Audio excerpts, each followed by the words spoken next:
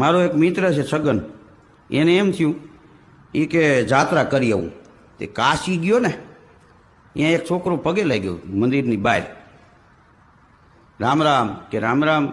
તમે કોણ? નો ઓળખો મામા? બચુડો. તમારી બાજુમાં અમે રહેતા, અમે નો દેકારો કરતા ને તમે વાહે દોડતા, તમે ભાગી જતા ને ક્યારેક તમારા ઘેરે આવીને હું જમી જતો ને.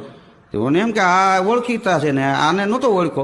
એ કે લાવો મામા પોટલું મારી પાસે, થેલિયું મારી પાસે, થેલો મારી પાસે, દર્શન 2-3 જગ્યાએ કરાય અને મામા મામા કરે. એ નાવા ગયા ને નદીમાં, તે પંચિયાનું પોતિયું વાળીને ઓને ડૂબકી વાળી મારીને આને મુઠિયું વાળી.